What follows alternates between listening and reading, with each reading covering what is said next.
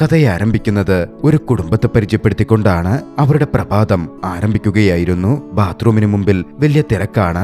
ആ വീട്ടിൽ കുറച്ചധികം മെമ്പേഴ്സ് ഉണ്ടായിരുന്നു. പ്രായത്തിൽ ആ വീട്ടിലെ ഏറ്റവും മൂത്ത പയ്യനാണ് മോക്കോ. മോക്കോയുടെ പാരന്റ്സ് മരണപ്പെട്ടതായിരുന്നു. മോക്കോ തന്റെ സഹോദരി ആഗ്നസിനും കുടുംബത്തിനും ഒപ്പമാണ് ജീവിക്കുന്നത്. ആഗ്നസിന്റെ ഭർത്താവ് അറ്റ്മോ ഒരു നല്ല മനുഷ്യനായിരുന്നു. അവർക്ക് 2 മക്കളുണ്ട്. വോക്കോ എന്നും നിന എന്നുമാണ് അവരുടെ പേരുകൾ. അറ്റ്മോയുടെ അനന്തരവൻ അനോ എന്ന് വിളിപ്പേരുള്ള റിവാനയും അവരുടെ കൂടെയാണ് ജീവിക്കുന്നത്. അന്ന് മോക്കോയുടെ ഫൈനൽ തീസിസ് ഡിഫൻസ് ആയിരുന്നു. അവൻ കോളേജിലേക്ക് എത്തി. ആ സമയമാണ് അവന്റെ അടുത്തേക്ക് അവന്റെ ഗേൾഫ്രണ്ട് മൗറിൻ വന്നിരുന്നത്. മൗറിൻ അവനായി ഒരു പുതിയ ഷൂ മേടിച്ചു കൊണ്ടുവന്നിരുന്നു. മോക്കോയുടെ ഷൂ പഴയതാണ് എന്നവൾക്കറിയാമായിരുന്നു. അവിടെയുള്ള ജഡ്ജസിന്റെ തീസിസ് വാല്യൂ ചെയ്യാൻ വരുന്ന പ്രൊഫസേഴ്സിന്റെ മുമ്പിൽ മോക്കോക്ക് നല്ലൊരു ഇംപ്രഷൻ ഉണ്ടാകണം എന്നവൾ ആഗ്രഹിച്ചിരുന്നു. സന്തോഷത്തോടെ മോക്കോ അത് സ്വീകരിച്ചു. മൗറിനും മോക്കോയും കുറച്ചു നാളുകളായി പ്രണയത്തിലാണ്. അങ്ങനെ മോക്കോയുടെ തീസിസ് ഡിഫൻസ് നല്ല രീതിയിൽ മുമ്പോട്ട് പോവുകയാണ്. മൗറിന് കോൾ വന്നത്. അറ്റ്മോയും ആഗ്നസും ഇപ്പോൾ ആശുപത്രിയിലാണുള്ളത് എന്ന് പറഞ്ഞായിരുന്നു കോൾ. അറ്റ്മോയ്ക്ക് ഹാർട്ട് അറ്റാക്ക് വന്നിരിക്കുന്നു. വിവരം വേഗത്തിൽ മോക്കോയുടെ ചെവിയിലെത്തി. തീസിസ് ഡിഫൻസ് പാതി വഴിയിൽ ഉപേക്ഷിച്ച് വളരെ വേഗത്തിൽ അവൻ ആശുപത്രിയിലേക്ക് ഓടി. അവിടെ എത്തിയപ്പോൾ ഞെട്ടിക്കുന്ന വാർത്തയായിരുന്നു അവൻ അറിയാൻ സാധിച്ചത്. ഹാർട്ട് അറ്റാക്ക് ബാധിച്ച് അറ്റ്മോ ഈ ലോകത്തോട് വിട പറഞ്ഞിരിക്കുന്നു. പൂർണ്ണ ഗർഭിണിയായിരുന്ന ആഗ്നസിന് പെട്ടെന്ന് പ്രസവവേദന അനുഭവപ്പെടാനും തുടങ്ങി. വൈകാതെ ആഗ്നസ് ഒരു പെൺകുട്ടിക്ക് ജന്മം കൊടുത്തു. അറ്റ്മോയുടെയും ആഗ്നസിന്റെയും 3ാമത്തെ കുട്ടി ഇമയെന്നായിരുന്നു അവർ ആ കുട്ടിക്ക് പേരിട്ടത്. പക്ഷേ പ്രസവത്തോടെ ആഗ്നസ് ഈ ലോകത്തോട് വിട പറഞ്ഞു. അതോടെ ആ കുടുംബത്തിന്റെ പൂർണ്ണ ഉത്തരവാദിത്തം ആ കുടുംബത്തിലെ ഏറ്റവും മുതിർന്നവനായ മോക്കോയുടെ തലയിൽ വന്നെത്തി. മോക്കോക്ക് ഒരുപാട് സ്വപ്നങ്ങൾ ഉണ്ടായിരുന്നതാണ്. മൗറിനൊപ്പം വിദേശത്ത് പോയി ഉപരിപഠനം നടത്തണം, വലിയൊരു ആർക്കിടെക്റ്റ് ആകണം. ഇപ്പോൾ അതിലെല്ലാം ഉപരിയായി കുടുംബത്തെ നോക്കേണ്ടുന്ന ഉത്തരവാദിത്തം അവനിലേക്ക് വന്നെത്തിയിരിക്കുന്നു. ബാക്കിയുള്ളവരൊക്കെ അവനേക്കാൾ ഇളയവരാണ്. സഹോദരി ലോകത്തോട് വിട പറഞ്ഞപ്പോൾ അവന്റെ കയ്യിലേക്ക് വെച്ചുകൊടുത്ത ഇമയെന്ന കുട്ടിയെയും അവനാണ് സംരക്ഷിക്കേണ്ടത്. അതോടെ ജീവിതത്തിലെ മറ്റ് കാര്യങ്ങൾ മാറ്റിവെച്ച് കുടുംബത്തെ നോക്കാൻ മോക്കോ ആരംഭിച്ചു. തന്റെ അനന്തരവന്മാരെയും അനന്തരവളെയുമൊക്കെ നല്ല രീതിയിൽ അവൻ പരിപാലിച്ചു. ജനിച്ചു വീണ കൊച്ചുകുട്ടിയായ ഇമയെ പരിപാലിക്കാൻ മാത്രം മോക്കോക്ക് ഒരുപാട് കഷ്ടപ്പെടേണ്ടി വന്നു. ഇതിനിടയിൽ അവന്റെ മൂത്ത സഹോദരി ഒസ അവനെ ഫോൺ ചെയ്തു. ഒസയോട് എല്ലാ ബുദ്ധിമുട്ടുകളും കാര്യങ്ങളും അവൻ പറഞ്ഞു. പക്ഷേ ഒസയും ഭർത്താവ് എക്കയും ഓസ്ട്രേലിയയിൽ നിലവിലിപ്പോൾ സെറ്റിൽഡ് ആണ്. പെട്ടെന്നൊന്നും ഇന്തോനേഷ്യയിലേക്ക് തിരികെ വരാൻ അവർ ചിന്തിക്കുന്നുമില്ല. ഇക്കയ്ക്ക് ഇപ്പോ ജോലി ഉപേക്ഷിക്കാനും പറ്റുന്ന അവസ്ഥയല്ല. മോക്കോ ഒന്നും തന്നെ പറഞ്ഞില്ല. പക്ഷെ അങ്ങനെ തന്നെ മുമ്പോട്ട് പോവാൻ സാധിക്കില്ലല്ലോ. വീട്ടു ചെലവിന് പണം വേണം. ഒടുവിൽ മോക്കോ ചെറിയ ചെറിയ ജോലികളും ഫ്രീലാൻസ് ജോലികളും ഒക്കെ ചെയ്യാൻ തുടങ്ങി. ഒരു ഘട്ടത്തിൽ ഒരു ജോലിയിലേക്കും ആർക്കിടെക്ട് ജോലിയിലേക്കും മോക്കോ എത്തിച്ചേർന്നു. പക്ഷേ കുട്ടിയെ നോക്കലും മറ്റു കാര്യങ്ങളും ഒക്കെയായി വർക്ക് ലൈഫ് ബാലൻസ് ചെയ്യാൻ അവന് പറ്റുന്നുണ്ടായിരുന്നില്ല. വളരെ ഇമ്പോർട്ടന്റ് ആയ ഒരു ക്ലൈന്റ് മീറ്റിംഗിന് വീട്ടുത്തരവാദിത്തങ്ങൾ കാരണം അവന് വളരെ വൈകിയാണ് എത്താൻ സാധിച്ചത്. അങ്ങനെ ആ ജോലി അവന് നഷ്ടപ്പെടുകയായിരുന്നു. ഇതിനിടയിൽ മൗറിനും അവന്റെ കൂടെ തന്നെയുണ്ട്. തന്റെ ഈ ദുരിതത്തിനിടയിൽ മൗറിനെ താൻ പിടിച്ചു നിർത്തുകയാണ് എന്ന് തോന്നിയപ്പോ ആ റിലേഷൻഷിപ്പ് അവസാനിപ്പിക്കാനും മോക്കോ ചിന്തിച്ചു. തനിക്ക് വേണ്ടി ഒരുപാട് അഡ്ജസ്റ്റ് ചെയ്ത് അവളും കഷ്ടപ്പെടേണ്ട കാര്യമില്ലല്ലോ, അവളെങ്കിലും രക്ഷപ്പെടട്ടെ എന്നായിരുന്നു മോക്കോ കരുതിയത്. മൗറിൻ ബ്രേക്കപ്പ് ചെയ്യാനൊന്നും ഒരുക്കമായിരുന്നില്ലെങ്കിലും മോക്കോ അതിൽ നിർബന്ധം പിടിച്ചു. തന്റെ ആ പുതിയ റിയാലിറ്റിയുമായി മോക്കോ ഏറെക്കുറെ അഡ്ജസ്റ്റ് ചെയ്തു. അവന്റെ ജീവിതം കുട്ടികളുടെ പരിപാലനവും വരുമാനം കണ്ടെത്താനുള്ള ബാക്കി ജോലികളും ഒക്കെയായി അങ്ങനെ മുമ്പോട്ടേക്ക് പോയിക്കൊണ്ടിരുന്നു. ആയിടയ്ക്കാണ് അവന്റെ പഴയ പിയാനോ ടീച്ചർ ഒരു ദിവസം അവനെ കാണാൻ എത്തിയത്. അദ്ദേഹത്തിന്റെ കൂടെ അദ്ദേഹത്തിന്റെ മകൾ ഐസുമുണ്ടായിരുന്നു. താൻ കുറച്ചുനാൾ ഒരു മാസം അവിടെ നിന്നും മാറി നിൽക്കുകയാണെന്നും ഐസിനെ ഒന്ന് നോക്കിക്കോളാമോ എന്നും ചോദിച്ചായിരുന്നു അദ്ദേഹം എത്തിയത്. അതിനോടകം തന്നെ മോക്കൊക്കെ തന്റെ അനന്തരവനെയും അനന്തരവളെയും ഒക്കെ നോക്കാനുണ്ട്. 4 കുട്ടികളെ. അങ്ങോട്ടേക്കാണ് മറ്റൊരാൾ കൂടി വരുന്നത്. മോക്കോക്ക് സമ്മതിക്കാൻ മടിയുണ്ടായിരുന്നു. പക്ഷേ പിയാനോ അധ്യാപകനാണ്. അദ്ദേഹം ഒരുപാട് അഭ്യർത്ഥിച്ചു. പോരാത്തതിന് കുറച്ച് പണവും ഓഫർ ചെയ്തു. മനസ്സില്ലാ മനസ്സോടെ ആ ഒരു അവസ്ഥയിൽ മോക്കോ അത് അക്സെപ്റ്റ് ചെയ്തു. ഐസാണെങ്കിൽ അവിടെ താമസിക്കാനുള്ള താല്പര്യത്തിൽ താൻ വീട്ടിലെ ജോലിയൊക്കെ ചെയ്തോളാം എന്ന് പറയുകയും ചെയ്തിരുന്നു. പക്ഷേ മോക്കോ അതൊന്നും വേണ്ടെന്ന് പറഞ്ഞു. നിഷ്കളങ്കമായ മുഖമുള്ള അവളെ കണ്ടപ്പോ അതിനൊന്നും അവളെ അനുവദിക്കാൻ മോക്കോക്ക് മനസ്സ് വരുന്നുണ്ടായിരുന്നില്ല. മോക്കോയുടെ ജീവിതത്തിലെ 2 വർഷക്കാലം അങ്ങനെയങ്ങ് വേഗത്തിൽ കടന്നുപോയി. 2 കൊല്ലക്കാലത്തിന് ശേഷം ഇമ കുറച്ച് വളർന്നിരുന്നു. മുഴുവൻ സമയവും ആരും ഇമയെ നോക്കേണ്ടുന്നൊരു ആവശ്യകത അപ്പോഴില്ല. മറ്റ് സഹോദരങ്ങൾക്കും ഇമയെ നോക്കാനൊക്കെ സാധിക്കും. അതുകൊണ്ട് തന്നെ മോക്കോ ഒരു ജോലിക്ക് ശ്രമിക്കാൻ തുടങ്ങി. പക്ഷേ അതും അത്ര എളുപ്പമായിരുന്നില്ല. 2 വർഷക്കാലത്തെ ഗ്യാപ്പുണ്ട്. പല കമ്പനികളും മോക്കോയുടെ റെസ്യൂമെ റിജക്ട് ചെയ്തു. ഒടുവിൽ ഒരു കമ്പനിയിൽ മോക്കോക്ക് ഒരു ഇന്റർവ്യൂ ലഭിച്ചു. ഇന്റർവ്യൂ അറ്റൻഡ് ചെയ്യാൻ മോക്കോ പോയി. അവിടായിരുന്നു വളരെയധികം യാദൃച്ഛികവശാൽ മൗറിനും ജോലി നോക്കിയിരുന്നത്. മൗറിൻ മോക്കോയെ കണ്ടു. മോക്കോയെ കണ്ടതും സന്തോഷത്തോടെ അങ്ങോട്ടേക്ക് വന്നിയവൾ തന്റെ ബോസിനടക്കൽ മോക്കോയെ റെക്കമെൻഡ് ചെയ്തു. ഇതിനിടയിൽ എന്തുകൊണ്ടാണ് 2 കൊല്ലം ജോലിയിൽ വരാൻ മോക്കോ വൈകിയത് എന്ന് ചോദിച്ചപ്പോ സത്യസന്ധമായി താൻ തന്റെ അനന്തരവളെ വളർത്തുകയായിരുന്നു എന്ന കാര്യം മോക്കോ മറുപടി പറഞ്ഞു. സത്യസന്ധമായ ആ മറുപടി ആ എംപ്ലോയീസിനെയും വല്ലാതെ ആകർഷിച്ചിരുന്നു. അവർ മോക്കോക്ക് ഒരു അവസരം കൊടുത്തു. ഒരു ടെസ്റ്റ് എന്ന രീതിയിൽ ഒരു പ്ലാൻ വരച്ചു കൊണ്ടുവരണം. മോക്കോക്കും അതിൽ സന്തോഷമേ ഉണ്ടായിരുന്നുള്ളൂ. മോക്കോ ഏറെ കോൺഫിഡൻസോടെ ആ ദൗത്യം ഏറ്റെടുത്തു. പിന്നീട് മൗറിനുമായി സംസാരിച്ചു. കഴിഞ്ഞ 2 കൊല്ലക്കാലത്തെ വിശേഷങ്ങൾ അവർ പരസ്പരം പങ്കുവച്ചു. മോക്കോയുടെ കുടുംബത്തെ പറ്റിയായിരുന്നു മൗറിൻ ആദ്യമേ ചോദിച്ചത്. മോക്കോ ഓരോരുത്തരുടെയും കാര്യം പറഞ്ഞു. കൂട്ടത്തിലെ പെൺകുട്ടിയായ നീനയ്ക്ക് കുറെ പ്രശ്നങ്ങളുണ്ടായി. അവളുടെ കാമുകൻ അവളെ ചതിച്ചു. അവളുടെ ഒരു വീഡിയോ ഓൺലൈനിൽ വൈറലായി. അതിൽ പിന്നെ അവൾ വലിയ ദുഃഖത്തിലാണ്. അതിന്റെ പേരിൽ മോക്കോയുമായി അവൾ വഴക്കുണ്ടാക്കുക പോലും ചെയ്തിട്ടുണ്ട്. അതേസമയം മൂത്ത ആൺകുട്ടിയായ വോക്കോ ആകട്ടെ സഹോദരങ്ങളെ സപ്പോർട്ട് ചെയ്യാൻ വേണ്ടി അഡ്വക്കേറ്റ് ആവുക എന്ന തന്റെ സ്വപ്നമൊക്കെ മാറ്റിവെച്ച് ഇപ്പൊ ഒരു മോട്ടോർ സൈക്കിൾ ഡ്രൈവറായി ജോലി നോക്കുകയാണ്. അനോയുടെ കാര്യമാണെങ്കിൽ അനോ ഇപ്പോഴും പഠനം തുടരുന്നു.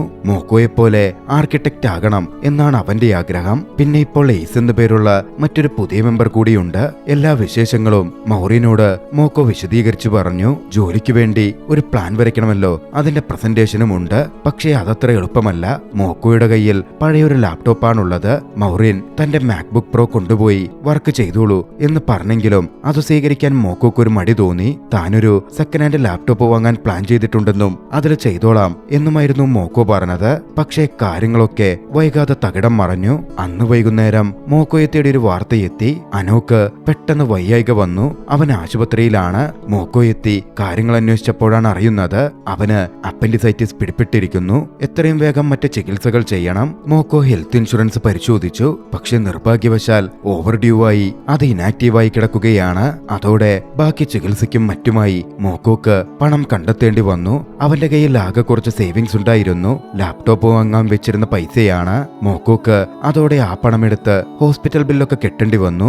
മറ്റു വഴിയില്ലല്ലോ. തന്റെ പഴയ ലാപ്ടോപ്പ് വെച്ച് തന്നെ പ്രസന്റേഷന് വേണ്ടിയുള്ള പ്രിപ്പറേഷൻ മോക്കോ പിന്നാലെ ആരംഭിച്ചു. പക്ഷേ പഴയ ലാപ്ടോപ്പാണ്. വലിയ പ്രോഗ്രാംസ് ഒന്നും വർക്ക് ചെയ്യാൻ അത് താങ്ങുന്നുണ്ടായിരുന്നില്ല. വർക്ക് ചെയ്യുന്നതിനിടയിൽ ഇടയ്ക്കിടെ അത് ക്രാഷ് ആയിക്കൊണ്ടിരുന്നു. എന്തു ചെയ്യുമെന്ന് മോക്കോക്ക് ഒരു പിടുത്തവുമില്ല. ഭാഗ്യവശാൽ ആ സമയത്താണ് വിവരങ്ങളൊക്കെ മനസ്സിലാക്കി മൗറിൻ അങ്ങോട്ടേക്ക് വന്നെത്തുന്നത്. ഭക്ഷണവുമൊക്കെയായിട്ടായിരുന്നു വരവ്. മോക്കോക്ക് വർക്ക് ചെയ്യാൻ മൗറിൻ തന്റെ ലാപ്ടോപ്പും കൊണ്ടുവന്നിരുന്നു. മോക്കോയോട് വർക്കിൽ കോൺസെൻട്രേറ്റ് ചെയ്യാൻ മൗറിൻ പറഞ്ഞു. അനോയുടെ കാര്യം താൻ നോക്കിക്കോളാമെന്നും അറിയിച്ചു. മോക്കോ അങ്ങനെ രാത്രിയിൽ വർക്ക് ചെയ്തു. അനോയെ സപ്പോർട്ട് ചെയ്ത് മൗറിനും അവിടെ തുടർന്നു. രാത്രിയിൽ അങ്ങനെ ഇരുന്ന് കുട്ടികളുടെ ഒപ്പം ഒരുപാട് സമയം മൗറിൻ ചെലവഴിച്ചിരുന്നു. ഭക്ഷണം കഴിക്കുമ്പോ അനോ കുറ്റബോധത്തോടെ പറഞ്ഞു, ഞാൻ ഒരുപാട് ഭക്ഷണം കഴിച്ചതുകൊണ്ട് എനിക്ക് അസുഖമൊക്കെ വന്നത്. അതുകൊണ്ട് മോക്കോക്ക് ബുദ്ധിമുട്ടായി. ഞാനിനി ഒരിക്കലും അസുഖം വരുന്ന രീതിയിൽ ഒന്നും ചെയ്യില്ല. മോക്കോയെ ബുദ്ധിമുട്ടിക്കില്ല. മൗറിന് ആ കുഞ്ഞിനോട് എന്തു പറയണം എന്ന് പോലും അറിവുണ്ടായിരുന്നില്ല. രാത്രി വൈകി കുട്ടികളുടെ ഒപ്പം കിടന്ന് മൗറിനും ഉറങ്ങിപ്പോയി. വർക്ക് പൂർത്തിയാക്കി എഴുന്നേറ്റ് വന്ന മോക്കോ അത് കണ്ട് അവളെ ഒന്ന് നോക്കിയിരുന്നിരുന്നു. അടുത്ത ദിവസം നല്ല രീതിയിൽ പ്രസന്റേഷൻ നടന്നു.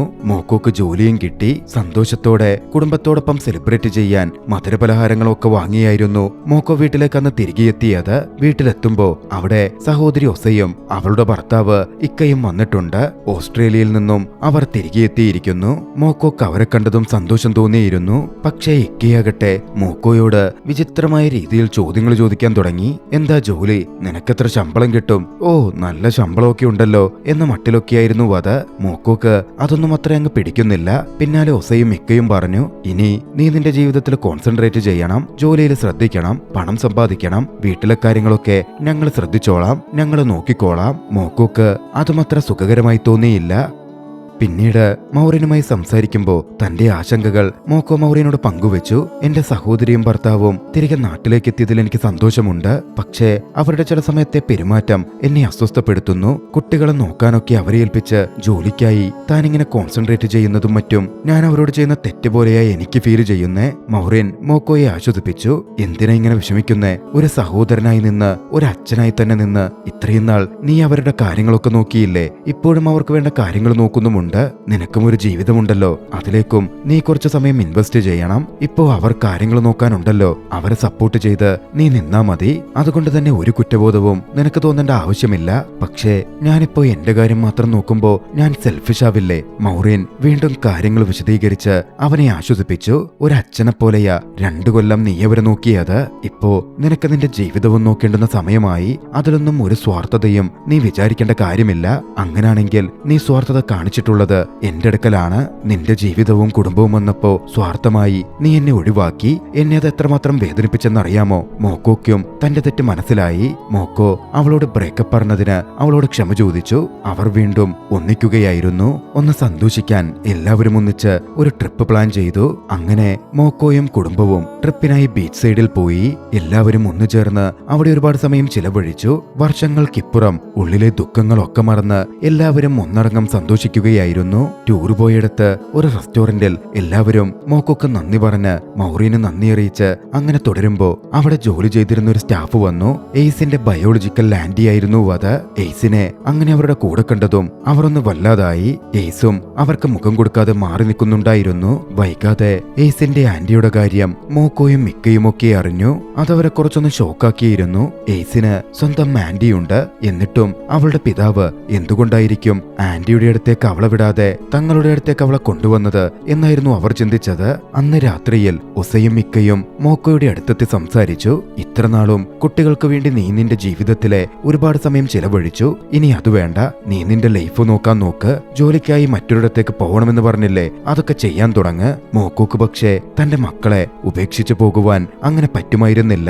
താൻ അങ്ങനെ പോയാൽ അവർ ബുദ്ധിമുട്ടും എന്ന് മോക്കോ ചിന്തിച്ചിരുന്നു. പക്ഷേ ഒസോയും മിക്കയും ഒറ്റക്കാലിൽ നിന്നു. അവരെ തങ്ങൾ നോക്കിക്കോളാം എന്ന് പറഞ്ഞു. പോരാത്തതിന് എയ്സിനെ നോക്കാൻ മോക്കോക്ക് എന്ത് ബാധ്യതയുള്ളത്? അവളുടെ ബയോളജിക്കൽ ആന്റി ജീവിച്ചിരിപ്പുണ്ട്, അവരിനി അവളെ നോക്കിക്കോളും എന്ന മറ്റുള്ളൊരു ദാക്ഷിണ്യവുമില്ലാതെയായിരുന്നു ഇക്ക സംസാരിച്ചത്.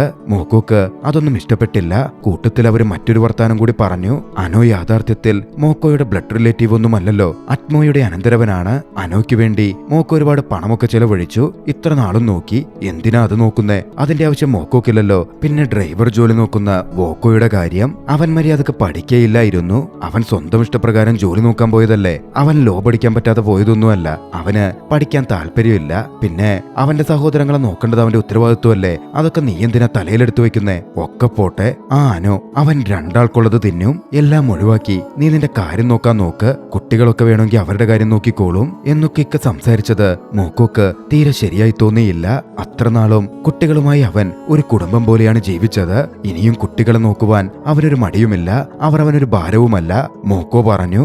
അവരുടെ ഈ സംസാരം കുട്ടികൾ കേൾക്കുന്നുണ്ടായിരുന്നു. അവർ ഉറങ്ങിയിട്ടുണ്ടായിരുന്നില്ല. ഇക്കയുടെ വാക്കുകളും മോക്കോയെ തങ്ങൾ വേദനിപ്പിച്ചു എന്ന കാര്യങ്ങളും അവരുടെ മനസ്സിനെ വല്ലാതെ ബാധിച്ചു. അന്ന് ആ ട്രിപ്പ് കഴിഞ്ഞ് തിരികെ പോകുമ്പോ കുട്ടികളുടെ മുഖമൊക്കെ മ്ലാനമായിരുന്നു. ആരും സംസാരിക്കുകയോ ചിരിക്കുകയോ ഒന്നും ചെയ്യുന്നുണ്ടായിരുന്നില്ല. യാത്ര കഴിഞ്ഞ് അവർ തിരികെ എത്തി. എയ്സ് തന്റെ ആന്റിക്കൊപ്പം പോവാൻ തീരുമാനിച്ചിരുന്നു. എല്ലാവരോടും യാത്ര പറഞ്ഞവൾ പുറപ്പെട്ടു. എയ്സിനും അവർക്കെല്ലാവർക്കും ദുഃഖമുണ്ടായിരുന്നെങ്കിലും എയ്സിനെ തടയാൻ അവർക്കപ്പോൾ പറ്റുമായിരുന്നില്ല. ആ ഒരു സമയത്താണ് കമ്പനി മോക്കോക്ക് കുറച്ച് ദൂരസ്ഥലത്ത് ഒരു ജോലി ഏൽപ്പിക്കുന്നത്. ഒരു റിസോർട്ടിന്റെ വർക്കാണ്. അതിനായി കുറച്ചുനാൾ ഫാമിലിയെ വിട്ട് മോക്കോക്ക് മാറി നിൽക്കണം. മോക്കോക്ക് അതിന് താല്പര്യമുണ്ടായിരുന്നില്ല. പക്ഷേ ഇക്കയും മൊസയും തങ്ങളൊക്കെ നോക്കിക്കോളാമെന്ന് പറഞ്ഞതുകൊണ്ടും മൗറിൻ ജോലിയുടെ കാര്യമാണ്, കുറച്ചു ദിവസത്തേക്ക് മാറി നിന്നാ പോരെ എന്ന് പറഞ്ഞതുകൊണ്ടും മോക്കോ അങ്ങോട്ടേക്ക് മാറാൻ തയ്യാറായി. അങ്ങനെ ആ ഇടത്തെത്തി മോക്കോ തന്റെ വർക്ക് തുടങ്ങി. കുറച്ചു ദിവസങ്ങൾ മുമ്പോട്ടേക്ക് പോയി. ഇടയ്ക്ക് ഇക്കയുടെ കോള് വരാൻ തുടങ്ങി. പണം ആവശ്യപ്പെട്ടുകൊണ്ടുള്ള കോളാണ്. വീട്ടു ചെലവുകളുടെ കാര്യം പറഞ്ഞിട്ടായിരുന്നു വിളിക്കുന്നത്. മോക്കോ ഒന്നും ചിന്തിക്കാതെ പണം അയച്ചു കൊടുത്തു. പിന്നീട് അങ്ങോട്ടേക്ക് ഈ കോളുകൾ തുടർച്ചയായി. ഓരോ കാര്യങ്ങൾ പറഞ്ഞ് ഇക്കയിടക്കിടക്ക് പണം ചോദിക്കും. മോക്കോ അയച്ചു കൊടുക്കും. മൗറിനും ഇത് ശ്രദ്ധിക്കുന്നുണ്ടായിരുന്നു. ഇതിനിടയിൽ പലവട്ടം മോക്കോ തന്റെ മക്കളെപ്പോലെ കരുതുന്ന തന്റെ സഹോദരങ്ങളെ വിളിക്കാൻ ശ്രമിച്ചെങ്കിലും കണക്ട് ചെയ്ത് കിട്ടുന്നേയുണ്ടായിരുന്നില്ല. അധികം വൈകാതെ പ്രൊജക്ടിന്റെ വർക്ക് തീർന്നു. പ്രസന്റേഷന്റെ സമയവുമായി. പക്ഷെ പ്രസന്റേഷൻ സമയത്ത് ബോസായ സാമും മോക്കോയും തമ്മിൽ ചില കാര്യങ്ങളിൽ വാക്കുതർക്കമുണ്ടായി. മോക്കോ തന്റെ നിലപാടിൽ ഉറച്ചു നിന്നു. റിസോർട്ട് ഓണറുമായുള്ള മീറ്റിംഗിലും മോക്കോക്ക് പൂർണ്ണ ശ്രദ്ധ കൊടുക്കാൻ സാധിച്ചില്ല. ക്ലയന്റ് പറയുന്ന കാര്യങ്ങൾ അംഗീകരിക്കാൻ മോക്കോ മടി കാണിച്ചു. മോക്കോയുടെ മനസ്സ് മുഴുവൻ തന്റെ കുടുംബവും തന്റെ മക്കളുമായിരുന്നു. അതിന്റെ പേരിൽ അവിടെ വാക്കുതർക്കങ്ങൾ ഉണ്ടായി. മോക്കോയുടെ ആ പ്രവർത്തനത്തെ ബോസായ സാം എതിർത്തു, ഗുണദോഷിച്ചു. മോക്കോക്ക് അവസാനം അവസാനമായ ഒരു അവസരം കൂടി കൊടുത്തു. ആ അവസരത്തിൽ മോക്കോ നല്ല രീതിയിൽ പ്രസന്റ് ചെയ്തില്ലെങ്കിൽ ജോലിയിൽ നിന്ന് അവനെ പുറത്താക്കും എന്നും സാം പറഞ്ഞിരുന്നു. മൗറീൻ ഒക്കെ മനസ്സിലാക്കി മോക്കോയോട് സംസാരിച്ചു. മോക്കോയുടെ വിഷമം അവന്റെ കുടുംബത്തെ കാണാത്തതും അവരുമായി സംസാരിക്കാൻ പറ്റാത്തതുമാണ് എന്ന് മനസ്സിലാക്കിയ മൗറീൻ മോക്കോയോട് നാട്ടിൽ പോയിട്ട് വരാൻ പറഞ്ഞു. തന്റെ കാറും കൊടുത്തു. വൈകാതെ മോക്കോ നാട്ടിലേക്ക് പുറപ്പെട്ടു. അവൻ ആദ്യം പോയത് എയ്സിന്റെ അടുത്തേക്കായിരുന്നു. എയ്സ് അവിടെ ചെറിയൊരു തട്ടുകടയൊക്കെ ഇട്ട് ജോലി ചെയ്യുകയാണ്. ആന്റിക്കൊപ്പമാണ് താമസിക്കുന്നത്. മോക്കോ എയ്സിന്റെ സുഖവിവരങ്ങൾ തിരക്കി. പിന്നാലെ അവളുടെ അച്ഛനെ പറ്റി ചോദിച്ചു. അവൾ പറഞ്ഞു, എന്റെ അച്ഛൻ തിരികെ വരുമെന്ന് എനിക്ക് തോന്നുന്നില്ല. അമ്മയും അച്ഛനും എപ്പോഴും വഴക്കായിരുന്നു. എന്റെ ഉത്തരവാദിത്തം ഏറ്റെടുക്കാൻ അവര് രണ്ടുപേരും തയ്യാറല്ല. നിങ്ങളുടെ അടുത്തെത്തിയപ്പോ ഞാൻ സന്തോഷിച്ചിരുന്നു. പക്ഷെ നിങ്ങൾക്കും എന്നെ വേണ്ടതായില്ലേ? ഞാൻ നിങ്ങൾക്കും ഒരു ഭാരമായിരുന്നു. ഇപ്പോ ഇവിടെ ആന്റിക്കും ഞാനൊരു ഭാരമാണ്. മോക്കോ പറഞ്ഞു. ഒരിക്കലും മോൾ എനിക്കൊരു ഭാരമായിരുന്നില്ല. എയ്സ് തന്നെ മറ്റുള്ളവരെ പറ്റിയും സംസാരിച്ചു. മോക്കോ പോയ ശേഷം വീട്ടിലെ കാര്യങ്ങൾ മൊത്തത്തിൽ മാറി. ഓരോരുത്തരും ഇപ്പോ ഓരോയിടത്ത് ജോലി ചെയ്യുകയാണ്. ബോക്കോ ഒരു ഫോട്ടോസ്റ്റാറ്റ് കടയിൽ ജോലി നോക്കുകയാണ്. ലോ സ്കൂളിന്റെ അടുത്തുള്ള കടയിൽ. ഏറ്റവും കുറഞ്ഞത് അവിടെ നിന്നും ആ കുട്ടികളുടെ അസൈൻമെന്റ് ഒക്കെ വായിച്ചവന് പഠിക്കാൻ പറ്റുന്നുണ്ട് എന്നാണ് വോക്കോ പറയുന്നത്. നീന ഇപ്പോ ഒരു റെസ്റ്റോറന്റിൽ വെയിട്രസായി ജോലി നോക്കുന്നു. അനോ ആകട്ടെ ഒരു കൺസ്ട്രക്ഷൻ സൈറ്റിൽ ജോലിക്ക് പോവുകയാണ്. കുട്ടികളൊക്കെയും അവരവരുടെ ജീവിതത്തിനു വേണ്ടി പണം കണ്ടെത്താൻ ശ്രമിക്കുന്നു. മോക്കോ ഞെട്ടലോടെയായിരുന്നു അത് കേട്ടത്. ഒരിക്കലും അവനതൊന്നും ആഗ്രഹിച്ചിരുന്നില്ല. കുട്ടികൾ കഷ്ടപ്പെടണം എന്ന് ചിന്തിച്ചിരുന്നേയില്ല. ഒക്കെ താറുമാറായിരിക്കുന്നു. മോക്കോ വേഗത്തിൽ വീട്ടിലേക്കെത്തി. ഒസോക്കിയടുക്കൽ ഇക്കയെപ്പറ്റി ചോദിച്ചു. അപ്പോഴാണ് കാര്യങ്ങൾ മനസ്സിലാകുന്നത്. ഇക്ക ആ അടുത്ത് ഒരു ഇൻവെസ്റ്റ്മെന്റ് സ്കാമിൽ പെട്ടിരുന്നു. 2 മാസമായി ഇക്കയെ കാണാനില്ല. ഒസോയുമായി മോക്കോ വലിയ തോതിൽ വഴക്കുണ്ടാക്കി. കുട്ടികളെ ജോലിക്കയക്കാൻ എങ്ങനെ മനസ്സു വന്നു എന്ന് ചോദിച്ചിട്ടൊക്കെയായിരുന്നു അത്. ഓസോ പറഞ്ഞു, ഞാൻ അങ്ങനെയൊന്നും കരുതിയല്ല കുട്ടികളെ ജോലിക്ക് വിട്ടത്. ഇക്ക നേരത്തെ തൊട്ടേ ഈ ഇൻവെസ്റ്റ്മെന്റ് സ്കീമിലുണ്ടായിരുന്നു. മക്കളും കൂടി ജോലിക്ക് പോയ കുടുംബം റൺ ചെയ്യാൻ ഈസി ഉണ്ടാകുമല്ലോ എന്ന് കരുതിയാ ഇത് ചെയ്തത്. പക്ഷേ അതൊരു തട്ടിപ്പാണെന്ന് അറിഞ്ഞിരുന്നില്ല. മോക്കോ വല്ലാതെ ദുഃഖിതനായി. പിന്നാലെ അവൻ നിമയുടെ അടുത്തെത്തി കുറച്ചു സമയം ചിലവഴിച്ചു. ശേഷം നേരെ അനോയുടെ ജോലി സ്ഥലത്തേക്ക് പോയി.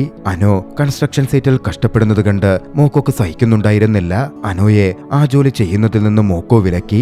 അവനെയും കൂട്ടി അവിടെ നിന്ന് പോന്നു. മോക്കോ പിന്നീട് നേരെ പോയത് വോക്കോയുടെ അടുത്തേക്കായിരുന്നു. വോക്കോ പക്ഷേ മോക്കോയെ അവിടെ കണ്ടതും ആദ്യമേ ദേഷ്യപ്പെടുകയാണ് ചെയ്തത്. പിന്നീട് അവനൊന്ന് സമാധാനിച്ചപ്പോ വോക്കോയും അനോയുമായി മോക്കോ നിന്നെ വർക്ക് ചെയ്യുന്ന റെസ്റ്റോറന്റിലേക്ക് പോയി. പക്ഷേ മോക്കോയെ അവിടെ കണ്ട് നീനയ്ക്കും ദുഃഖവും കുറ്റബോധവും ഒക്കെ തോന്നി. അവൾ അവിടെ നിന്ന് ഇറങ്ങിയോടി. മോക്കോ അവളുടെ പിന്നാലെ ചെന്നു. അവളെ പിടിച്ചു നിർത്തി. പിന്നാലെ ഇക്ക പണവുമായി ഓടിക്കളഞ്ഞ കാര്യവും ഇൻവെസ്റ്റ്മെന്റ് സ്കാമിനെ പറ്റിയുമൊക്കെ അവളോടും പറഞ്ഞു. നിങ്ങളാരും വർക്ക് ചെയ്യേണ്ടെന്നും നിങ്ങളെ നോക്കാൻ ഞാനുണ്ട് എന്നും മോക്കോ അറിയിച്ചു. കൂട്ടത്തിൽ നിങ്ങളെയൊക്കെ നോക്കുന്നത് എനിക്കൊരു ഭാരമല്ലെന്നും മോക്കോ പറഞ്ഞു. കുട്ടികൾക്കൊക്കെ വലിയ വിഷമമാകുന്നുണ്ടായിരുന്നു. ശേഷം മക്കളുമായി അവൻ വീട്ടിലേക്കെത്തി. എല്ലാവരും ഒന്നിച്ചിരുന്നു. മൗറീനും അങ്ങോട്ടേക്ക് വന്നെത്തിയിരുന്നു. കുട്ടികൾ എല്ലാവരും മോക്കോയോട് അവരവരുടെ കാര്യങ്ങൾ പറഞ്ഞു. മോക്കോയെ എല്ലാത്തിനും ബുദ്ധിമുട്ടിക്കാൻ ഞങ്ങൾക്ക് താല്പര്യമില്ല.